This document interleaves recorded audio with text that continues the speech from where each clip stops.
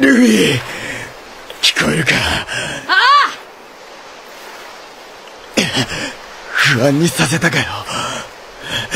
俺が世界一の剣豪にくらいならないとお前が困るんだよな。兄貴、もう喋らねえでくれ。兄貴、俺はもう二度と負けねえから。あいつに勝って大剣豪になる日まで絶対にもう俺は負けねえ。僕あるか海賊王。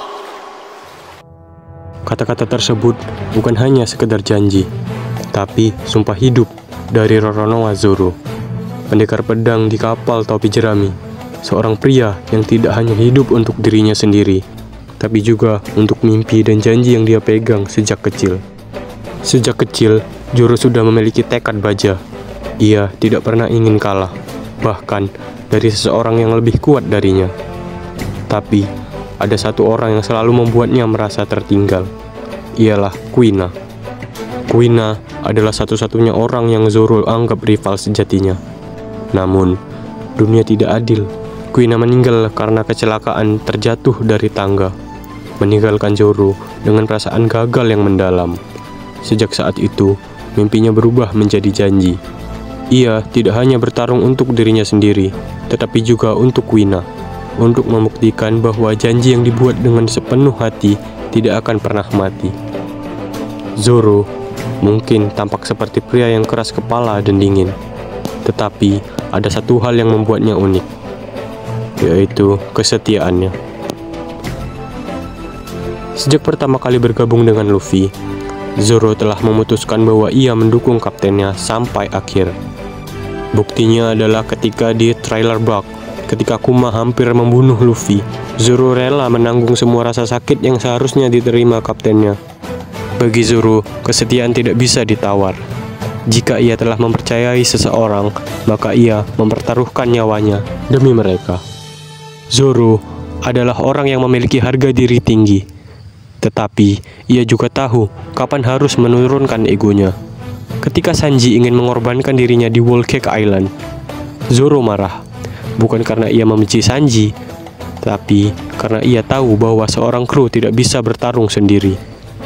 Bagi Zoro, menjadi kuat bukanlah tentang bertarung sendirian, tetapi tentang bertahan bersama. Di balik sosoknya yang tegas, Zoro adalah orang yang sangat menghargai kebaikan sekecil apapun. Saat ia ditawan oleh Morgan di desa Shield Town, seorang gadis kecil bernama Rika memberinya onigiri. Onigiri itu sudah diinjak-injak dan dihina oleh Helmeppo, tapi bagi Zoro, itu tetap sesuatu yang berharga. Tindakan sederhana ini menunjukkan satu hal: Zoro tidak pernah melupakan orang yang baik kepadanya. Ia mungkin kasar dalam berbicara, tapi ia tidak pernah meremehkan ketulusan seseorang. Zoro memiliki keyakinan unik. Ia tidak percaya pada dewa. Baginya, kekuatan sejati hanya berasal dari usaha dan kerja keras manusia. Ketika ia melawan Enel di Skypiea, ia tidak peduli bahwa musuhnya mengaku sebagai Tuhan. Ia hanya melihatnya sebagai musuh yang harus dikalahkan. Zoro tidak pernah berdoa untuk kekuatan. Ia hanya percaya pada dirinya sendiri, pedangnya, dan janjinya. Teknik Santoryu bukan hanya gaya bertarungnya, tetapi juga simbol hidup dan filosofinya. Pedang di tangan kanan melambangkan kekuatan dan tekadnya sebagai seorang petarung. Pedang di tangan kiri adalah janji dan kepercayaannya kepada teman-temannya. Dan pedang di mulutnya adalah janji yang ia buat kepada Kuina, mimpi yang tidak boleh gagal. Zoro bukan hanya seorang pendekar pedang. Ia adalah pria yang hidup untuk janji dan keyakinannya.